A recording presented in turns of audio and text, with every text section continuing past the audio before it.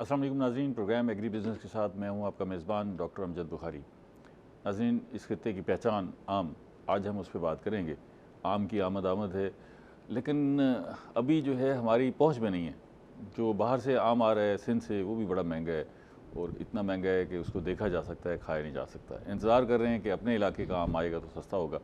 कब आ रहा है, आम की पैदावार कितनी होगी, इस वक्त जो है आम के हवाले से क्या मसाइल हैं, अभी आंधियाँ आई हैं, तूफ़ान आए हैं, यालाबारी हुई है, उसके क्या असरात मरतब हुए हैं। बागात में सुनने में आ रहा है कि बहुत ज़्यादा नुकसान हुआ है, फसलें जो है आम की फसल को बड़ा नुकसान हुआ है, तबाह हुई है, तो उसके बारे में भी जानेंगे। अब जो बच गई है उसको किस तरह संभालना है, उसको कैसे उसकी पिकिंग करनी है, तोड़ना है, पैक करना है, मंडी तक पहुंचाना है, फिर रेडियों पर आके बेचना है, तो उसमें क्या एहतियातें हैं जो कुछ हम कर सकते हैं, और मजबूरी तौर पर आम की फसल के हवाले से क्या सूरत हाल है, ये हमारा आज का मौजू है। मैं सबसे पहले आपको अपने मेहमानों का तारुफ करवा दूँ। मेरे साथ पहले मेहमान मौजूद हैं अब्दुल गफ़ार ग्रेवाल साहब, आप मैंगो रिसर्च इंस्टीट्यूट के सरबराह हैं, उनसे जानेंगे कि उनकी तहकीक क्या कहती है। उनके साथ दूसरे मेहमान मौजूद हैं डॉक्टर तनवीर अहमद साहब, आप चेयरमैन हैं शोबा हार्टिकल्चर ज़रई यूनिवर्सिटी मुल्तान से, उनसे भी जानेंगे कि ज़रई यूनिवर्सिटी का क्या कहना है कि इस वक्त जो है आम की फसल की सूरत हाल क्या है। और तीसरे मेहमान जुनैद खोखर साहब मौजूद हैं हमारे साथ, मिसाली काश्तकार हैं, उनसे रियल इनपुट भी जानने की कोशिश करेंगे कि इस वक्त फील्ड में मैंगो की सूरत हाल है क्या। तीनों मेहमानों का बेहद शुक्रिया। ग्रेवाल साहब, ये बताइएगा कि आम का इंतज़ार सिर्फ यहाँ जनूब पंजाब के लोग नहीं कर रहे होते, बल्कि पूरे मुल्क के लोग कर रहे होते हैं, और मुल्क से बाहर भी लोग कर रहे होते हैं, और फरमाइशें भी आ रही होती हैं। मेरा ख्याल है जितनी आम की फरमाइश होती है, इस ऐसी और कोई सौगात नहीं है जितनी फरमाइश उसकी होती होगी। क्या आपको भी ऐसा फेस करना पड़ता है? जी, बिस्मिल्लाहिर्रहमानिर्रहीम। बहुत शुक्रिया बुखारी साहब। ये सही है, मैं तो समझता हूँ कि ये हमारी खुशकिस्मती है कि हम ऐसे खिते में बैठे हैं जहाँ पे कोई ऐसा तोहफ़ा है जिसको सब देखते हैं। तो ये हमारा फ़ख्र भी है, हमारा प्राइड अच्छा, भी जितना आम के हवाले से फरमाइश होती है, और दूसरे नंबर पर भी वो हमारी ही सौगात है सोनल वाला। जितनी फरमाइश इन दो चीज़ों की होती है, पूरे मुल्क से, पूरी दुनिया से, और किसी सौगात की नहीं होती। सर मेरा ख्याल है भी पहले नंबर पे भी आम है, दूसरे पे भी अच्छा, आम दूसरे है, पे भी तीसरे आम पे है। भी आम अच्छा है। अच्छा अच्छा। चलें, अब हम वो फसल की सूरत हाल का हाँ, क्योंकि अब ये जानना है कि क्या हम इस पोजीशन में हैं कि लोगों को आम तोहफ़ में भिजवा सकेंगे या नहीं भिजवा सकेंगे। सर लास्ट ईयर आपको पता होगा कि मार्च में, मिड मार्च में 17 मार्च को टेम्परेचर 42-43 पे चला गया था और सारे फूल जल गए थे। हीट वेव आ गई थी, हीट वेव आ गई थी। तो जितनी क्रॉप हमें पिछले साल मिली है वो पैदावार बहुत कम थी, और वो आम था जो 15 मार्च से पहले पौधे के ऊपर लगा हुआ था। बाद वाला आम तो बचा ही नहीं ना, वो तो हीट वेव का शिकार हो गया। इस साल टेम्परेचर ठंडा रहा है, मौसम ठंडा रहा है, टेम्परेचर कम रहा है, तो फ्लावरिंग हुई मार्च के बाद है, वो अप्रैल तक आम बनता रहा है। तो इसलिए इस साल हम बेसब्रे हो रहे हैं। आम थोड़ा सा लेट है, इसकी मेच्योरिटी थोड़ी लेट है, लेकिन फसल बहुत अच्छी है, इसमें कोई शक नहीं कि यालाबारी से भी नुकसान हुआ है, आंधियों से भी नुकसान हुआ है। अच्छा, वैसे ये ज़हन में रखें कि ये नुकसान हर साल होते रहते हैं, कभी किसी पॉकेट में, कभी किसी में, कभी असल किसी में हम आम गिरते हुए देखते हैं ना, तो परेशान हो जाते हैं कि ये तो हमने खाने थे, वो ज़मीन पे पहले ही आगे बढ़े हुए, और ढेर लग जाते हैं कच्चे आमों के, तो महसूस होता है बड़ा नुकसान हो गया। बस हर पौधे के ऊपर इतने आम लगे हुए होते हैं और इसमें इतनी बरकत होती है कि आंधी से बहुत आम गिरते हैं, नीचे देखते हैं आम ही आम होते हैं, कुछ दिनों के बाद पौधे के ऊपर देखते हैं तो आम ही आम होते हैं। आप थोड़ा सा सब्र रखें, इंशाल्लाह आपको आम मिलेगा खाने को, सब वैरायटीज़ मिलेंगी और खूब मिलेगा खाने के लिए। और इस लिहाज से चूँकि पैदावार बहुत अच्छी है इस साल, तो हमें ये तवक्को है कि रेट भी मुनासिब होंगे, हर बंदा आम को खा सकेगा। अभी हम देख लेते हैं, उसके बाद खाने का टाइम आ जाएगा। ठीक है, हफ्ता 10 दिन बाकी है सिर्फ। इस पर मज़ीद बात करते हैं, डॉक्टर साहब को शामिल करें। डॉक्टर साहब, ये जो अभी मौसमी असरात हुए, आंधियाँ भी आई हैं, बारिशें भी बहुत शदीद हुई, और यालाबारी भी इस दफ़ा बहुत ज़्यादा हुई, सारे ये जो आम का इलाका है इसमें ना, तो आपकी कोई एक्सपेक्टेशन, अब ये एस्टिमेशन है कि क्या नुकसानात क्या हुए हैं, कितना नुकसान हुआ है और कितनी बचत हुई है? अभी तो कोई एस्टिमेशन नहीं है। हाँ। और ये नेचुरल क्लाइमेटीज़ तो क्रॉप्स के साथ रहती हैं, कभी किसी क्रॉप के साथ हर साल हम देखते हैं, कभी वीट पे आगे बात, कभी मैंगो पे, कभी कुछ पे। तो अभी हमारे रीजन में जो मैंगो ज़्यादा अफेक्ट हुआ है, अब साउथ वलिस्तान वालों के पास जाएँ तो उनके जितने थे वो पीचेस, प्लम्स, एप्रिकॉट, अभी पिछले दिनों लास्ट वीक उनके पास शदीद यालाबारी हुई तो उनकी तकरीबन सारी फसलें तबाह हो गई हैं, शदीद किस्म की थी। तो ये चलता रहता है एस्टिमेशन, चूँकि सर्वे वगैरह होते रहते हैं, तो जब उसकी एस्टिमेशन आएगी तो फिर एग्जैक्ट पता चलेगा कि इसका क्या इम्पैक्ट आया उसकी यील्ड के ऊपर ना। ठीक है। तो दूसरा जो है एक बात कि हम हर साल इसका फेस्टिवल मनाते हैं, सारे जो है मुल्तान के जो भी इसके स्टेक होल्डर्स हैं, फार्मर्स हैं, ग्रोवर्स हैं, यूनिवर्सिटी है, रिसर्च इंस्टीट्यूशन जितने भी हैं सारे मिलके, तो इस दफ़ा भी हम इंशाल्लाह वो कर रहे हैं 7, 8, 9 जुलाई को, तो DHA एरिना में। हाँ, ये जो डिस्ट्रिक्ट गवर्नमेंट और उसमें बाकी इदारे सारे कंपोनेंट्स उसके अंदर मौजूद फेस्टिवल मनाते हैं। तो यही है, उसमें फिर आके हम ये सारी चीज़ें डिस्कस करते हैं। एक हमारा पूरा सेशन उस फेस्टिवल में आप आम खरीद कर खाने को देते हैं, अगर आप मुफ्त दें तो फिर तो फेस्टिवल का मज़ा है ना कि जी आए जी जितने मर्जी आम खाने हो उसका को बंदोबस्त करें, फिर आपसे बात करेंगे। ये तो एक्सपोजर होता है बेसिकली, तो जो हमारे फार्मर्स हैं आखिर वो भी ग्रो करते हैं, वो प्रॉफिट के लिए हर बंदा काम करता है, तो अगर अच्छी जगह उनको मिल जाएगी तो सैम्पलिंग कर दिया करें ना, ये साथ फ्री है हमें। चले खैर सोचा जा सकता है, मतलब इसमें मार्केटिंग हो रही होती है। जो जुनैद साहब से पूछ लेते हैं, फार्मर है जुनैद साहब, ऐसा हो नहीं सकता कि फेस्टिवल में जो है वो आप कुछ आम बेचें और कुछ जो है वो सैम्पलिंग कर दें कि ये आम जी, इस पे शुक्रिया ये हमें फ़ोरम फराहम करने का बुखारी साहब, आपने ख्यालात का इज़हार करने का ये फ़ोरम दिया हमें। जी बिल्कुल, ये तो इसके ऊपर ये आफ्टर डिस्कशन इसके ऊपर कुछ कंक्लूड किया जा सकता है कि कुछ फ्री दिए जा सकते हैं या नहीं दिए जा सकते। स्पेशली कुछ ऐसी वैरायटीज़ जो गरेवाल साहब नई लॉन्च करें और रिकमेंड करें, तो वो ट्रायल बेसिस के ऊपर वो हम उसको बिल्कुल कर सकते हैं, ग्रो कर सकते हैं, और बिल्कुल हम उसमें एग्ज़िबिशन में ला सकते हैं कि हम फ्री ट्रायल के तौर पे यूज़ लोगों को कराएं और उसका फिर फीडबैक लेंगे, अगर अच्छी हैं और कमर्शियली वाइबल हैं तो उसको हम मज़ीद काश्त करें। दूसरा जो काश्तकारी के हवाले से है सर, उसमें यह है कि गरेवाल साहब का जो मुल्तान मैंगो रिसर्च इंस्टीट्यूट है, ये तो हमें बहुत फ़ायदा देता है और बहुत हमें गाइडेंस देता है, नो हाउ देता है, लेकिन मोस्ट ऑफ़ द फार्मर्स के पास कोई वो उस तरह का इक्विपमेंट नहीं है जो हमें फराहम किया जाए इन नेचुरल पिकिंग के हवाले से, नेचुरल पैकिंग के हवाले से, ग्रेडिंग के हवाले से, इन नेचुरल कैलेमिटीज़ के साथ कम्बैट करने के लिए। अच्छा, कि अगर बहुत ज़्यादा गिर गया आम तो उसको हम किस तरह से यूज़ कर सकते हैं। बड़ा इंपॉर्टेंट है कि भाई इतना आम जो दरख्तों पर है उससे कहीं ज़्यादा गिर जाता है, उसकी मैनेजमेंट तो बिल्कुल नहीं हो पाती। उसकी मैनेजमेंट का है इशू, ना उसकी कोई मार्केटिंग की कोई के लिए कोई मंडी है, ना ही वो कोई हमारे पास ऐसा इक्विपमेंट है कि हम उसको किसी यूज़फुल जो है काम में ला सकें, तो वो हमारे पास नहीं है। मैं दरख्वास्त करूँगा हाँ, इनसे भी पूछते हैं। वैसे भी देखें ना, बड़ी मिकदार में आम गिरा होता है और उसकी बाई प्रोडक्ट्स भी बहुत सारी बन सकती हैं। हमारे पास और कोई रास्ता नहीं है कि हम उसको सुखा देते हैं और फिर इमली बनाते हैं, और सुखाते भी जिस अंदाज से है कि वो ढेर लगे होते हैं और ना उसमें कोई सफाई का एहतमाम होता है, ना इंतजाम होता है, और फिर ऐसे ही इकट्ठा करके और जो है वो उसको पीस के जो है सब, ये तो बड़ा इशू है इस पर। लेकिन आपको पता नहीं ये आर्बिट बनता है या नहीं बनता कि जो आम गिर जाता है, कच्चा आम गिर जाता है, वो भी तो कीमती है अगर उसकी हम बाई प्रोडक्ट्स बनाएं या कहीं इस्तेमाल करें। जी, इसका यही होता है कि एक स्टेज है कि जब तक आम बहुत छोटे होते हैं तो वो तो गिरते हैं और दूसरे दिन ही खुश्क हो जाते हैं, तो उनको चुनना, कटे करना, और फिर वो उनका वॉल्यूम इतना नहीं बनता, फिर प्रोसेस में वो वैसे महंगे पड़ते हैं। ठीक है।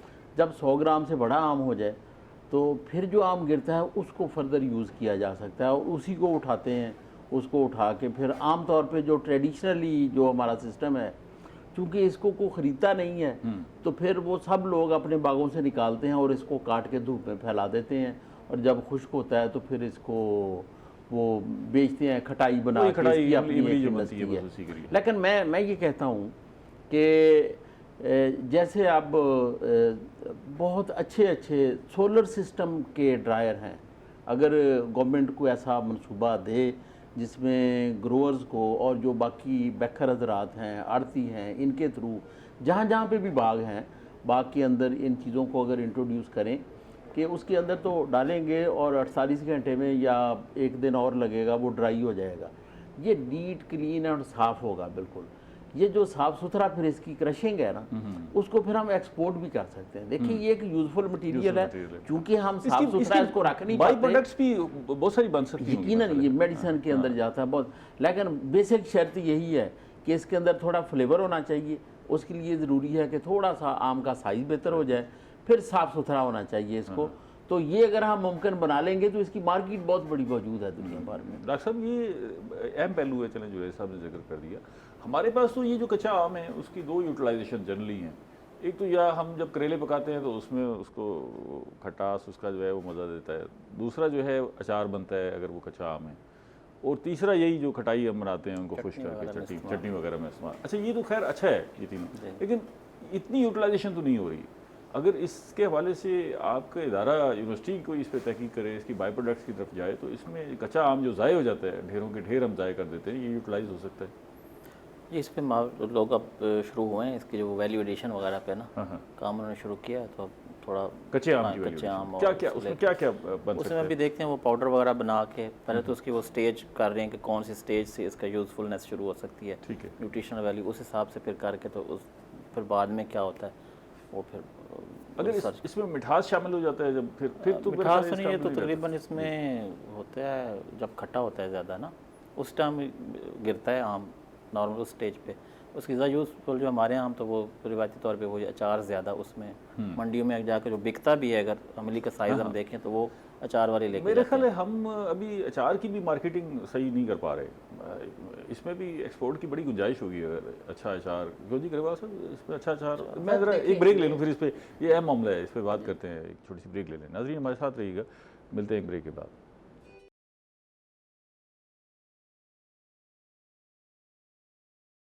वेलकम बैक नाजरीन, हम आम की फसल पे बात कर रहे हैं और ताज़ा सूरत हाल क्या है ये जानने की कोशिश कर रहे हैं।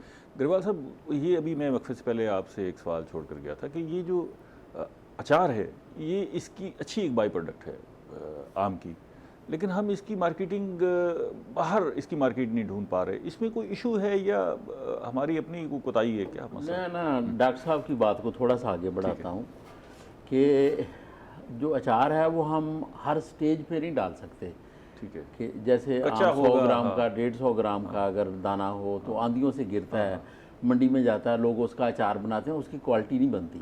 जब तक आम थोड़ा मैच्योर ना हो, गुठली उसकी मैच्योर ना हो जाए, तो तब तक अचार सही क्वालिटी का नहीं बनता।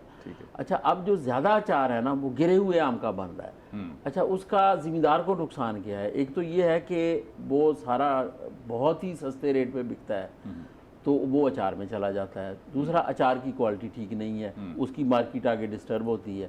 फिर जो अचार के लिए अचार बनाने वाले ने आम ख़रीदना था, वो सही आम, अब वो भी नहीं खरीदता, अब वो भी मंडी में जाता है। तो इस लिहाज से ज़िम्मेदार डिस्टर्ब हो रहा है, और जो बाकी स्टेक होल्डर है वो क्वालिटी नहीं दे पा रहे, लेकिन शॉर्ट टर्म में अपने बेनिफिट ले रहे हैं।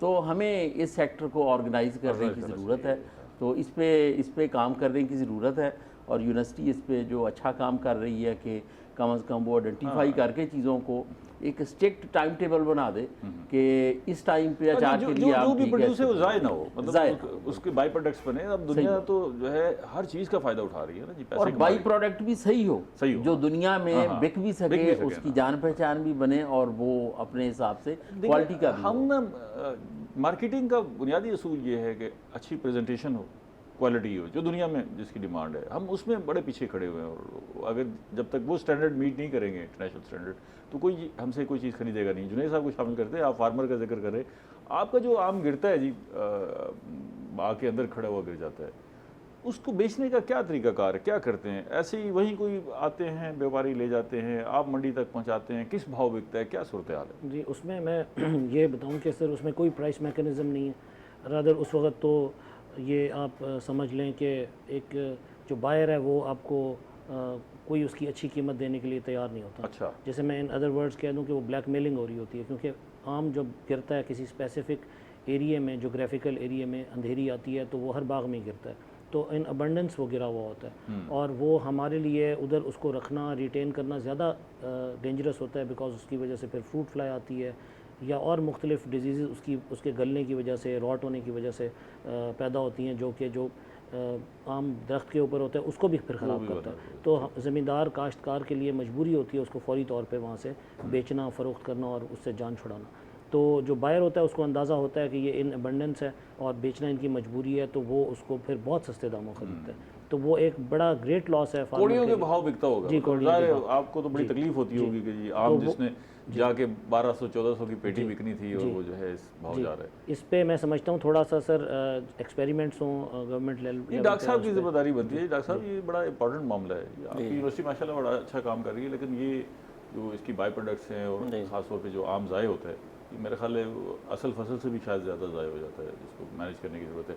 अच्छा गरीबाल साहब, अब हमें ज़रा ये बताइएगा कि इस वक्त जो है जो वैराइटीज़ मौजूद हैं उसमें बेहतर सूरत हाल किस वैरायटी की है जो दरख्तों पे मौजूद है, और कमज़ोर क्या नज़र आ रही है, क्योंकि आप तहकीक कर रहे होते हैं, साथ साथ देख रहे हैं, और अब ये वैराइटीज़ की तरतीब क्या होगी, कौन सा आम पहले आएगा और फिर बाद में, और फिर बाद में सीक्वेंस क्या होगा इसका? तो ये तो एक 3 ग्रुप हैं वैराइटीज़ के, ठीक है, जिनमें एक को हम कहते हैं ये अर्ली हैं, एक मिड सीज़न है, एक लेट सीज़न है। तो 4-5 किस्में हैं अर्ली सीज़न में, दुशहरी है, मालदा है, लंगड़ा है, अनवर अटोल है, ये अर्ली सीज़न में आ जाते हैं। ठीक है। फिर चौंसा समर बेचता है, चनाब गोल्ड है, ये मिड सीज़न में आ जाते हैं। फिर सफ़ेद चौंसा है, रटोल लेट है, 12 नंबर भी जिसको कहते हैं, और काला चौंसा है, सेंसेशन भी है, और भी बहुत सारी किस्में हैं। ये फिर लेट सीज़न है, ये लेट सीज़न। ठीक है। तो बस वो एक तरतीब चल पड़ेगी। अब शुरू हो जाएगा मालदा और लंगड़ा, कब से आना शुरू हो जाएगा आपके ख्याल में? कब से मार्केट में हमारा मकामी आम आना शुरू हो जाएगा? ये रहीम यार खां से तो पिकिंग स्टार्ट है और मेरे ख्याल हफ्ता 10 दिन में इसकी भरपूर तरीके से इसका फ्लो शुरू हो जाएगा। तैयारी कर लें लोग, जो है तैयारी रखें जी, बिल्कुल खाने की। अच्छा, एक सवाल और आपसे मैं करना चाहूँगा, वैराइटीज़ का जिक्र आया, यहाँ एक वैरायटी है मियाँ ज़की, उसकी बड़ी शोहरत हुई हुई है, और शोहरत सिर्फ यहाँ तक नहीं पूरे पाकिस्तान तक, पाकिस्तान से बाहर तक फैली हुई है, और कहते हैं जी वो लाखों रुपए किलो है, और लोग फरमाइशें कर रहे हैं कि अगर भेजना है तो मियाँ ज़की भेजें आप, हम वो खाएंगे। तो ये है क्या, मिथ है या कोई रियलिटी भी है? अच्छा सर, एक तो ना ये मजाक भी बन गया है कि मियाँ ज़की, मियाँ भी पाकिस्तानी नाम है, ज़की भी पाकिस्तानी नाम है। तो बहुत सारे दोस्त बाहर से भी पूछते हैं कि यार ये मियाँ ज़की जो मैंगो है, ये इसकी हमें कलमें चाहिए या इसके पौधे चाहिए। तो ये बेसिकली एक सोशल मीडिया वार है क्या? असल हकीकत क्या है? मियाँ ज़की जापान का एक शहर है, और उस शहर के साथ कुछ ग्रोअर हैं जो टनल बना के उसके अंदर आम ग्रो करते हैं। ठीक है। अच्छा, उसमें क्या है, मियाँ ज़की खुद कोई मैंगो नहीं है, बहुत सी किस्में जो इसके अंदर ग्रो करती हैं। जो सबसे मशहूर है वो एक अमेरिकन किस्म है, इरवन। अच्छा, इरवन किस्म का ये है कि इसको जैसे जैसे रोशनी पड़ती है इसका कलर रेड हो जाता है। ठीक है। अच्छा, वो फिर बड़ा स्पेशलाइज तरीके से इसको लाइट देते हैं। कि आगे शीशे लगा के दूसरी तरफ भी लाइट देते हैं, क्योंकि सूरज तो एक तरफ रोशनी देता है ना आम को, वो दूसरी तरफ वो सही कलर डेवलप नहीं करती। वो ऐसा सिस्टम बनाते हैं कि पूरे जो फल है उसको चारों तरफ से एक जैसी रोशनी मिलती है। ठीक है। अच्छा, उसके बाद जब वो तैयार होता है तो वो पूरा एक जैसा रंग पकड़ता है। अच्छा, अब ग्रोअर्स ने चूंकि बहुत मेहनत की होती है इसके ऊपर, तो वहाँ इसका बाकायदा मेला लगता है मियाँ ज़की में, मैंगो, जापान में। ठीक है। और फिर वहाँ पे इसकी ऑक्शन होती है। अच्छा। और ऑक्शन में 2-2 जो फ्रूट हैं वो एक बॉक्स के अंदर डाले जाते हैं, और वो बॉक्स भी $100 $200 का बॉक्स है इटसेल्फ, इतना खूबसूरत वो उसको बनाते हैं। तो वो कोई ट्रेडिशनल, कोई कमर्शियल बिजनेस नहीं है। अच्छा। वो जो लोग खरीदते हैं वो अपने ग्रोअर्स को अप्रिशिएट करने के लिए कि यार इन्होंने देखें कितनी मेहनत की है, और अप्रिशिएट करने के लिए, और प्रेस कवरेज के लिए, और सोशल मीडिया पे आने के लिए फिर लोग उसको खरीदते हैं। अच्छा, फिर इसी लिए लोग कहते हैं कि ये आप 2 आम के फल जापान ले आए तो आपका खर्चा निकल जाएगा, वो उसकी कीमत को देख के मुवाजना करते होंगे। अच्छा सर, वो मेरी थोड़ी सी वो बात रह गई है। अच्छा, वो आम जापान के उसी शहर में इस रेट पे बिकता है, जापान की मंडियों में वो इस रेट में नहीं बिकता, एक चीज़। ठीक है। दूसरा, वो जापान से बाहर कहीं वो नहीं जाता जो इस रेट पे बिकता। तो इसलिए ये एक सोशल मीडिया वॉर है। वो तो बड़ा पुराना चल रहा है, वो तो 15 साल से तो मैं जानता हूँ कि मियाँ ज़की का मैंगो चलता है। इस वक्त हमारे पास, इसका मतलब ये है कि मियाँ ज़की कोई नहीं है? नहीं, ये इरवन वैरायटी हमारे पास भी इरवन है, उसको उसी तरह मियाँ ज़की तो वही होगा जो मियाँ ज़की की उस टनल में होगा। ठीक है। बाकी तो सारी वैरायटीज है, वहाँ भी मैंगो तो इरवन है, लेकिन मियाँ ज़की में ग्रो हो रहा है तो उसको उन्होंने मियाँ ज़की मैंगो का नाम दे दिया। अच्छा, तो मतलब यहाँ तो ना हुई ना मियाँ ज़की ना, जो लोग हमसे फरमाइश कर रहे हैं मुल्तान वालों से या जनूब पंजाब वालों से, अगर ये कहें कि वो वैरायटी यहाँ पे है, वो वैरायटी यहाँ पे मौजूद है। इरवन वैरायटी हमारे पास भी है, कलर भी वैसे ही पकड़ती है, और उसको वैसे कलरफुल बनाया भी जा सकता है। ठीक है। लेकिन यहाँ पे उस तरह का खरीदार चाहिए फिर, कि इतनी मेहनत के बाद जब आप एक आम के ऊपर इतना इन्वेस्ट करते हैं, 2000 4000 5000 रुपए, फिर आप इस मंडी में लेके जाएंगे जहाँ 200 रुपए किलो बिकेगा, तो फिर वो फिजिबल नहीं है ना। ठीक है। तो वहाँ की मार्केट इसको रिस्पॉन्ड कर रही है, तो सिस्टम चल रहा है। इरवन को ही सिर्फ किया जा सकता है या बाकी वैरायटीज को भी इस तरह कलरफुल बनाया नहीं सर, कोई ऐसी वैरायटी जो ज़्यादा कलर पकड़ सकती है, ठीक है। इसको जो वो कलर बनता है ना, उसको कहते हैं Ruby red colour. Ruby red colour Japan में वो एक बड़ा ग्रेसफुल कलर माना जाता है, उसकी अपनी वैल्यू है। वो बाकी किस्मों में इतना नहीं है, वो बिल्कुल रेड कलर हो जाता है ऑलमोस्ट सारे आम का पकने पे। तो वो कलर की और उसकी अपनी एक ग्रेस है, तो उस हिसाब से। ये डॉक्टर साहब, ये जो हमसे फरमाइशें कर रहे हैं मियाज़की की, उनको समझाएं कैसे ना, ये तो फार्मूला बताए ना। ये ग्रेवाल साहब ने तो कुछ बताया है, लेकिन हम कैसे समझाएं? वो इससे मिलता जुलता कोई आम है जो भेज दें, क्या करें? मिलता जुलता आम ही फिर भेज के आप उनको आप तसल्ली दे सकते हैं। बाकी तो सर ने बात की, या तो फिर मियाज़ाकी को उठा के इधर ले आएँ या फिर हम वहीं चले जाएं, तो फिर तो हो सकता है। अदरवाइज़ तो फिर वो वैरायटी उसके साथ रिजेंबलेंस की वैरायटीज़ भी हमारे पास मौजूद होंगी, लेकिन एग्जैक्टली वो चीज़ तो नहीं होगी। और दूसरा ये है कि हाई एंड मार्केट जो है वो, तो वो सर की बात है कि जब आप मार्केट को देख के तो फिर उसकी डिमांड बनती है। जब वो लोग पे कर रहे हैं इतनी इन्वेस्टमेंट को, हमारे यहाँ कोई भी फार्मर करेगा तो उसको तो कोई भी नहीं आगे रिस्पॉन्ड करेगा। अच्छा, वैसे हमारे पास ऐसी वैरायटीज़ हैं या पाइपलाइन में ऐसी वैरायटीज़ हैं जिसमें ये कलरफुल मैंगो, डिफरेंट कलर के? ये सर बेहतर जो सेंसेशन है हमारे पास, वो भी कलरफुल वैरायटी है। बाकी जो हमारा तो ज़्यादातर चलता है जो येलो कलर में वैरायटीज़ हैं, वो तो रूटीन की वैरायटी। कोई ऐसी वैरायटीज़ हैं जो डिफरेंट कलर की हों या जिनको सारी ये आज करना चाहिए? बेतहाशा किस्में हैं। अच्छा, लेकिन उसकी जो यूनिकनेस है ना, वो ये है कि पूरा आम कलर बना लेता है। वो यूनिकनेस वैरायटी की नहीं है, वो उसको लाइट देने की है। तो जितने भी हमारे पास भी बहुत सारी कलर्ड वैरायटी हैं, जिसमें सेंसेशन है, जिसमें टोमी एटकन है, मोमी के है, कीट है, कैंट है, हेडन है, तो और भी बहुत सारी किस्में हैं। लेकिन इनको जिधर रोशनी पड़ती है, ये उधर से अपना रेड कलर बनाते हैं पकने पे, दूसरी साइड येलो होती है। अगर दूसरी साइड के लिए, हाँ, फिर वो लाइट आपको पूरी तकसीम करनी होगी। अच्छा, टेस्ट पे तो कोई फर्क नहीं पड़ेगा? टेस्ट तो वही होगा या उसकी लाइटनिंग से फिर कोई फर्क पड़ जाता है, जायका अच्छा हो जाता है? खूबसूरती ज़्यादा बढ़ती है, अंदर वही आम होता है तो खाने में। तो फिर मतलब है जो फरमाइशें कर रहे हैं उनके लिए मशवरा यही है कि जो आम आपको दस्तियाब है, जो मिल रहा है, इसी को खाएं और इसी को मियाज़की समझें। इससे अच्छा ना समझें किसी और को ना। वो कॉस्मेटिक लुक तो हो जाएगी, अंदर तो न्यूट्रिशन। मेरे हिसाब से पूछते हैं साहब, आपको तो बड़ी फरमाइशें आती होंगी। ऐसे तो मुल्तान में रहने वाले हर बंदे को फरमाइश आती है, लेकिन आपको जिनके बागात हैं उनको बहुत फरमाइशें आती होंगी, तो कैसे मैनेज करते हैं आप? बस सर, वो लोकल लेवल पे तो ये जो यहाँ के लोग हैं वो तो ज़्यादा अनवर रटोल को, ऑल्दो वो उस तरह फार्मर के लिए तो कमर्शियली वाइबल नहीं है, क्योंकि वो पौधा जो है उसको वो प्रोडक्शन बहुत ज़्यादा देता नहीं है, तो एज़ फार्मर तो वो इतना वाइबल नहीं है उसका पौधा। लेकिन लोग जो यहाँ दोस्त अहबाब डिमांड करते हैं, वो पाकिस्तान में जो है वो मांगते हैं, उनको पता है अनवर रटोल जो है जायके में अच्छा। ज़्यादा डिमांड है किस चीज़ की? अनवर रटोल और समर बहिश चौंसा जो लोग गिफ्ट के तौर पे मांगते हैं। ठीक है। तो कमर्शियली जो हैं वो तो दूसरी वैरायटीज़ हैं, सिंदरी है दूसरी। आपसे मैं पूछूंगा थोड़े वक्फे के बाद कि ये जो मार्केटिंग का निज़ाम है आम की, चलें एक तो कच्चा आम था ना, पक गया आम, उसकी मार्केटिंग के निज़ाम से आप मुतमईन हैं? क्योंकि फार्मर तो ये चाहेगा ना जी मैक्सिमम उसको अपनी प्रोड्यूस के पैसे मिल सके, तो आप उससे मुतमईन हैं नहीं है? आपके जहन में कुछ सजेशन हो तो वो ज़रा सोच के रखिएगा, बताइएगा, हम इस पर डिस्कस करेंगे। मैं ज़रा ग्रेवाल साहब को शामिल करना चाहूँगा। ग्रेवाल साहब भी बताइएगा कि हमारे यहाँ जो पिकिंग का निज़ाम है, आम की पिकिंग, उस पर बड़ा क्वेश्चन मार्क रहा और तवील अर्सा हम पिकिंग करते रहे, बाद में पता लगा कि जी हम काम ही गलत करते रहे। ठीक है ना जी, हम वहीं आम तोड़ते थे, वो ऊपर दरख्त से आगे नीचे गिरता था और फिर उठा के पैक कर देते थे। तो अब जो मौजूदा हमारे पास सिस्टम है, जो तरीक़ाकार राइज है पिकिंग का, ये अप टू मार्क है? आप क्या समझते हैं तो रिसर्चर के, ये ठीक है या इसको अभी तब्दील होने की ज़रूरत है? वैसे ना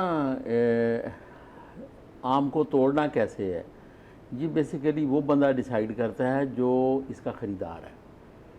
अच्छा, अब बहुत सारा आम एक्सपोर्टर जो हैं वो बागात से लेके जा रहे हैं। ठीक है। जो आम वो जापान के लिए ख़रीदते हैं या जो आम वो यूरोप के लिए ख़रीदते हैं, अमेरिका के लिए ख़रीदते हैं, वो कहते हैं कि जी आप डंडी से तोड़ेंगे, इसको डीसैप करेंगे, इसको चोट से बचाएंगे, इसको धोएंगे, इसको साफ़ करेंगे, तो इस साइज़ से बड़ा नहीं देना हमने, इस साइज़ से छोटा नहीं देना।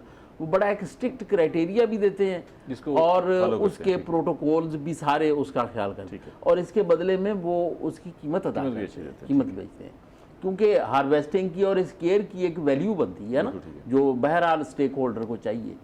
लेकिन जो आम हमारा बहुत सारा UAE, Saudi Arabia, Iran, Afghanistan जो इधर जाता है, ये 70% से ज़्यादा मैंगो है जो इधर जाता है। अच्छा, इसकी प्रोटोकॉल डिफरेंट है। जो ख़रीदार हैं वो प्रोटोकॉल क्या डिसाइड करते हैं, वो कहते हैं जी आम फटा हुआ ना हो, इस साइज़ से छोटा ना हो, और आम के ऊपर काला निशान ना हो, और आम की शक्ल सूरत इस हिसाब की हो, ठीक हो, तो वो फिर उनके लिए क्वालिफाई कर जाता है। अब इसमें इस सारे क्राइटेरिया में वो ये नहीं है कि आम को चोट ना लगी हुई हो, मतलब वो चोट जिससे आम फट जाए वो कहते हैं कि ये ठीक नहीं है, बाकी ठीक है। बच्चा बाज़ औक़ात ग्रोअर कोशिश करते हैं कि जी हम आपको संभाल के आम तोड़ के देते हैं, चोट से बचाते हैं, आप हमें 200 रुपये ज़्यादा दे दें, प्रीमियम दे दें। एक ब्रेक ले लें ग्रेवाल साहब, टाइम हो गया ब्रेक का, फिर इस पर मज़ीद बात करते हैं। नाज़रीन हमारे साथ रहिएगा, आम पर बात कर रहे हैं, मिलते हैं एक छोटी सी ब्रेक के बाद।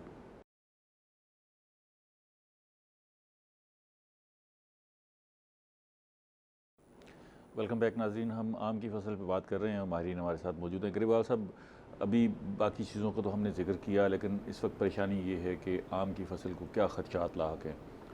काश्तकार अपनी जगह पर परेशान है। किसी ज़माने काश्तकार जो है वो आम के बाग लगाते थे और फिर तसल्ली से बैठ जाते थे, हमेशा के लिए बेहतरीन आमदन का ज़रिया हो जाता था। फिर दरमियान में ऐसे थ्रेट्स आए कि वो परेशान हो गए। अब हाई डायनेस्टी का रिवाज आ रहा है। इस सारी सूरत हाल में और मौजूदा फसल को देखते हुए इस वक्त जो है आम के पौधे पर क्या थ्रेट्स आपको नज़र आ रहे हैं?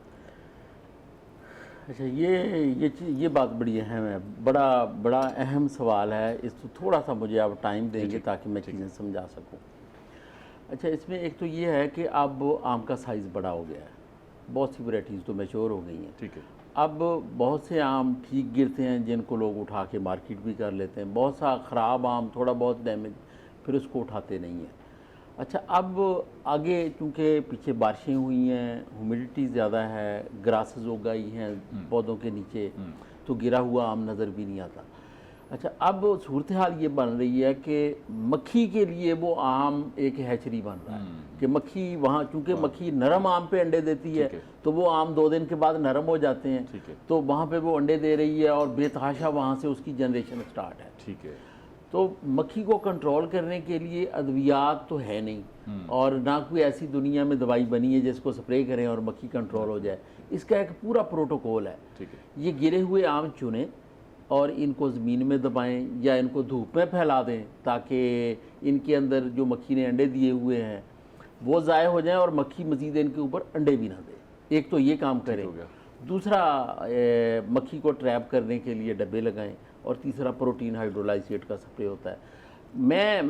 मुझे जो चीज़ें नज़र आ रही हैं कि 10-15 दिन के बाद सबसे बड़ा नुकसान जो हमारे आम को करेगी वो आम की मक्खी करेगी, क्योंकि आंधियों से बहुत ज़्यादा गिरा हुआ आम जो है वो नीचे पड़ा हुआ है और वो बतौर हैचरी काम कर रहा है। तो ज़मींदार भाई या जो भी कॉन्ट्रैक्टर, आड़ती, डीलर, जो भी इस वक्त बाग जिन्होंने उठाना है, तो बाग के अंदर गिरे हुए आम को वो तलफ करें, वरना फिर जब मसाइल आएंगे तो फिर वो हैंडल नहीं होंगे।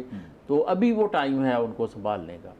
तो ये इस चीज़ को खातिर में रखना ज़रूरी है। सारे काम छोड़ के पहले ये गिरे हुए आम उठाएं, इनको तलब करें, ये एक चीज़ है। हमें दूसरी, हमारी आम की जो लेट किस्म एक्सपोर्ट होती है वो सफ़ेद चौंसा है। पिछले साल भी ऐसे हुआ कि बारिशें हुई, बारिशों के बाद जब उसकी एक्सपोर्ट शुरू हुई तो उसके अंदर गुठली ने भी उगना शुरू कर दिया और skin spot disease, stem and रात, बहुत से मसाइल बने। फिर तो दुनिया भर में ये एक तरीक़ाकार है कि जब भी बारिशें होती हैं उसके बाद डिजीज़ से बचने के लिए पौधे के ऊपर स्प्रे किया जाता है।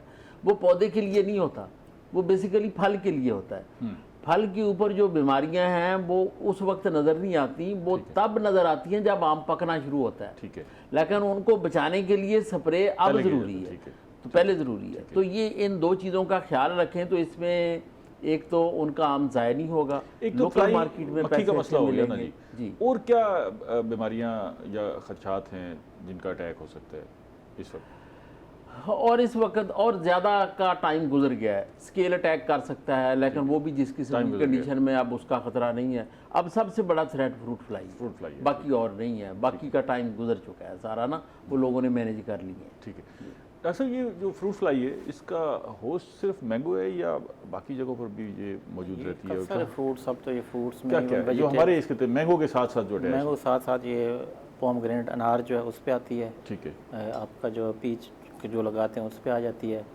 और गुआवा पे बहुत ज़्यादा इसका जो है, बल्कि शुरू में हम सुनते थे ये आती है गुआवा पे, लेकिन अब तो ये फिर इस तरह कोई वेजिटेबल साथ लगी हुई हैं, बॉटल गोल्ड हो गया या कुछ और कुकर बिट्स की हैं उसमें ये आ जाती है।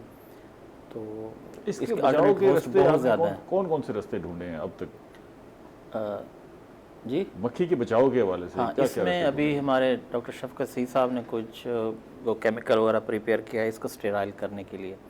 तो लास्ट टाइम उन्होंने कुछ ऑर्चर्ड्स में एक्सपेरिमेंट लगाए थे, उनके बकौल तो बड़े सक्सेसफुल रहे। अच्छे रिजल्ट है। वो उनको पूरे नंबर ऑफ है कि कितने एक एकड़ में आप लगाएंगे, फिर उसमें मेल भी आता है फीमेल भी आती है, लेकिन जो मेल आएगा उसको विजिट करके जाएगा, फिर वो मेटिंग करेगा तो स्टेराइल हो जाता है।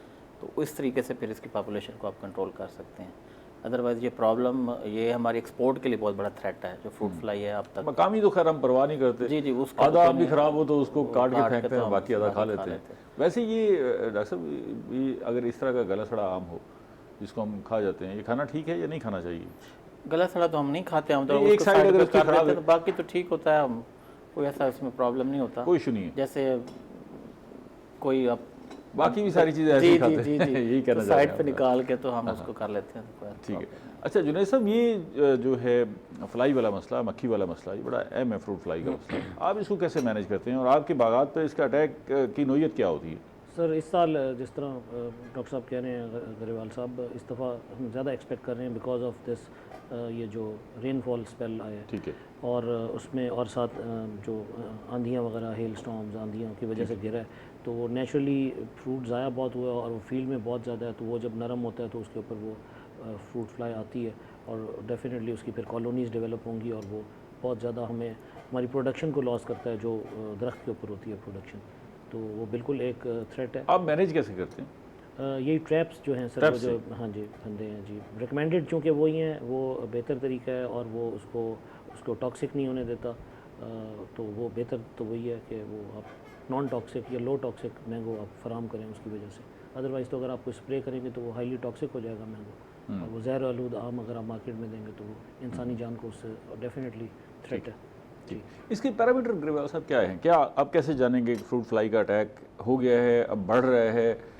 वो क्या इंडिकेटर्स हैं जिससे हमें अंदाज़ा होगा? ये बेसिकली तो ये जो इसका सही प्रोटोकॉल है ना, जो सेक्स फेरोमोन ट्रैप्स हैं, जो मिथाइल यूजिनाल है हमारी इस मक्खी के लिए, तो उसके लिए हम डब्बे लगाते हैं जिनके ढक्कन पीले होते हैं। ठीक है। तो वो दूर से अट्रैक्ट हो जाती हैं। डब्बे के अंदर जो मक्खियाँ आती हैं वो आमतौर पर मर जाती हैं, और डब्बे के अंदर रोज़ कितनी मक्खियाँ आती हैं ये आपका एक इंडिकेटर है कि आपके बाग में मक्खी कितनी है और इसमें प्रोडक्शन कितनी है। अगर वो बढ़ती जा रही है तो इसका मतलब ये है कि हमला बढ़ता जा रहा है। तो ये इंडिकेटर हैं जिनसे हम पहचान सकते हैं। बल्कि मेरे नज़दीक जो मिथाइल यूजिनाल वाले डब्बे हैं ये कंट्रोल का काम कम करते हैं, मॉनिटरिंग का काम ज़्यादा करते हैं। जो कंट्रोल है ना आपका, वो वहीं से निकलता है कि आप इसकी हैचरी बंद करें, गिरे हुए फल उठाएं, इससे अच्छा कोई और कंट्रोल है ही। ठीक है डॉक्टर साहब, ये अभी हमने पिकिंग की बात की। पिकिंग में अभी मैंने गरेवाल साहब से पूछा था, आपके ख्याल में जो पिकिंग का निज़ाम है वो ठीक है? अगर इसमें कोई गुंजाइश है तो उसकी बेहतरी के लिए यूनिवर्सिटी भी कोई काम करेगी कि पिकिंग को बेहतर किया जाए? सारे इदारे मिलकर कब बेहतरी काफ़ी हद तक आई है। अब तो डिफरेंट इक्विपमेंट्स आ गए हैं जो कट करते हैं, और बेसिकली जो मार्केट है, जो सर पहले बात कर रहे थे, उस हिसाब से आप डिसाइड करते हैं कि आप तोड़ेंगे कैसे। तो अब जो प्रोग्रेसिव ग्रोवर्स हैं वो मैंगो में बहुत ज़्यादा इसके हैं, तो वो फिर अपने हिसाब से उसकी मैनेजमेंट करते हैं। जो बेच के दे देता है ठेकेदार है वो अपने हिसाब से तोड़ता है, लेकिन जो ग्रोवर खुद मार्केट कर रहा है वो बड़े केयर से और पूरा उसके प्रोटोकॉल का ख्याल रख के, तो वो बहुत अच्छी क्वालिटी ऐसे ग्रोवर तो बड़े कम होंगे ना जी मार्केटिंग? नहीं, काफ़ी अब इसमें इम्प्रूवमेंट आ रही है पैसेज ऑफ टाइम। जी, अवेयरनेस बढ़ रही है बार बार, वो लोग अब केयर इसकी प्रैक्टिकली मतलब इसको ना इंपॉर्टेंस दे रहे हैं कि ये भी एक क्रॉप है और इसके साथ हमने रहना है। ठीक है जुनैद साहब, मैं आपके पास एक सवाल छोड़ के गया था मार्केटिंग के हवाले से। उस निज़ाम से मुतमिन है? क्या सोचते हैं अभी इसको किस तरह बेहतर किया जाए ताकि आपको अपनी प्रोड्यूस के पैसे बेहतर मिल जी सकें? सर, वो जो कन्वेंशनल मेथड जिस पे हम सारे फार्मर पहले हम मिडिल मैन कह लें, व्यापारी को बेचते थे कि वो आड़त के साथ मंडी में उनका कांटेक्ट होता था या कॉन्ट्रैक्ट होता था और वो ज़मींदार से आके ख़रीदते थे। उसमें बहुत सारे हिकअप्स हैं और बहुत सारे जो हैं हमारे लिए, मैं समझता हूँ कि हैज़र्ड्स हैं। कि एक तो कई दफ़ा जो ग्रोअर है उसको अपनी यील्ड का, अपनी प्रोडक्शन का नॉलेज नहीं होता सही तरह से, जिसकी वजह से जो ख़रीदार है वो आपको उसमें नुकसान दे देता है और वो आपका सस्ते दाम पे ख़रीद लेता है। और वो ख़ुद भी जो ख़रीदार होते हैं वो पुराने मेथड पे काम कर रहे होते हैं, तो वो मंडियों में भेजते हैं जिसमें वेस्टेज बहुत होती है, और वो अपने आड़तियों को जो हमसे लेकर देते हैं माल, उसमें वो कमीशन बहुत चार्ज कराते हैं, क्योंकि उन्होंने कुछ। आपके पास सजेशन क्या है कि इस मैं समझता हूँ कि सर इस दफ़ा हमने गाइडेंस ली है मैंगो रिसर्च इंस्टीट्यूट मुल्तान से, ग्रेवाल साहब के इदारे से, तो हमें इन्होंने भी काफ़ी प्रीच किया है कि आप ख़ुद सेल्फ मार्केटिंग करें, और हमने काफ़ी उसके ऊपर काम किया है। इन्होंने बहुत सारी हमें चीज़ें आप तो चले वसाइल रखते हैं ना जी, आपके लिए मार्केटिंग शायद मुमकिन हो। आम ग्रोअर के पास तो शायद इतना निज़ाम नहीं है, और वो इतना वेट भी नहीं कर सकता, इस सारे सिस्टम में उलझ जाएगा। मैं अपना गफ़ार साहब से पूछ लेते हैं ना जी, सूरत हाल है क्या? मार्केटिंग के निज़ाम को इम्प्रूव करने की बड़ी ज़रूरत है। वैसे तो हर शोबे में है हमारे यहाँ जो भी फसलें हैं, लेकिन आम क्योंकि अच्छी प्रोडक्ट है जिसके पैसे मिल सकते हैं, तो इसकी मार्केटिंग के हवाले से काम हो रहा है कुछ? सर ये जो आम है ना, ये बाकी फलों से और बाकी जो क्रॉप्स हैं उनसे थोड़ा मुख्तलिफ है। ठीक है, मुख्तलिफ इसलिए है कि इसकी क्वालिटी जो नेक्स्ट ईयर हमने इस साल जब हार्वेस्टिंग हो जाएगी ना, ठीक है, हार्वेस्टिंग के बाद पौधे की जितनी लुक आफ्टर है नेक्स्ट हार्वेस्टिंग तक, ये बेसिकली पौधे जो मैनेजमेंट है ये फल की क्वालिटी को डिटरमिन करती है। ठीक है। आम की क्वालिटी कैसी होगी ये सारे साल की मेहनत है आपकी। अब कभी बाग किसी के पास होता है, कभी किसी के पास होता है, कभी किसी के पास होता है, चीज़ें ना लिंक अप और ऑर्गेनाइज नहीं हो पाती। अच्छा, मैंने अगर दुनिया को हम देखें ना, तो दुनिया में दो काम होते हैं, या तो जिस बंदे ने आम को हैंडल करना होता है वो बाग में आ जाता है और बाग की लुक आफ्टर पूरा साल इस हिसाब से करता है और क्वालिटी को इंश्योर करता है, या फिर ग्रोअर खुद जो है वो उसका पार्टनर बन जाता है और ये सारा ऑर्चर्ड को मैनेज करके हार्वेस्टिंग करके वो आम उसको देता है, वो बेच के फिर अपना शेयर तकसीम करते हैं। तो जब तक क्वालिटी बनाने वाले को उसकी मेहनत की कीमत नहीं मिलेगी तो वो फिर क्यों करेगा? तो ये हमारे मार्केटिंग सिस्टम के अंदर एक कमज़ोरी है कि जो मेहनत करने वाला और क्वालिटी को इंश्योर करना चाहता है अगर, तो उसको उसकी वैल्यू नहीं मिलती। मैं पिछले साल की एक छोटी सी मिसाल आपको देता हूँ। दोस्त है एक बड़े ग्रोअर हैं, तो उन्होंने ना मेरे बड़े इसरार पे उन्होंने पिछले साल मार्केटिंग खुद शुरू की। ठीक है। अच्छा, मैंने उन्हें कहा कि हमने वो काम नहीं करना जो रवायती तौर पे जैसे आम को तोड़ा और पहले हमने पानी बंद किया उसका, जब पौधा स्ट्रेस के अंदर आया, ज़रा उसको खिंचाव का शिकार हुआ, तो उसके बाद फिर हार्वेस्टिंग की, फल को चोट से बचाया, फल को हमने धूप से बचाया, प्रॉपर ग्रेडिंग की उन्होंने, और फिर मार्केट भेजा। अच्छा, एक ही मंडी में उस आम ने इतना अच्छा रंग निकाला कि एक ही मार्केट में उनकी पेटी दूसरों से 200-250 रुपये महंगी बिकती थी। अच्छा, फिर जो लोग आज उसको लेके गए हैं ना, क्योंकि वहाँ पे फड़िए कारोबार करते हैं, कोई 50 पेटियाँ लेता है, कोई 40, उनको पता लगा। दूसरे दिन तीसरे दिन उन्होंने कहा यार उस बात का आम है तो बोलेंगे। सो जब आप केयर करते हैं ना तो वो चीज़ें आपको वैल्यू करती हैं, लेकिन शर्त ये है कि वो वैल्यू उसी को जानी चाहिए जिससे वो केयर जारी रखेगा, वरना फिर। आप तीनों मेहमानों को बेहद शुक्रिया। प्रोग्राम का वक्त ख़त्म हो गया जी। नाज़रीन, हमने आम की फसल की बात की। इस वक्त जो है आम की आमद है, सिंध से तो आम आ रहा है, आप खा रहे हैं, लेकिन मकामी आम भी आने को तैयार है। हिम्मत करें, कोशिश करें, पैसे बचा के रखें ताकि आम ख़रीद भी सकें। अगले प्रोग्राम तक इजाज़त दीजिए। अल्लाह ने के बाद।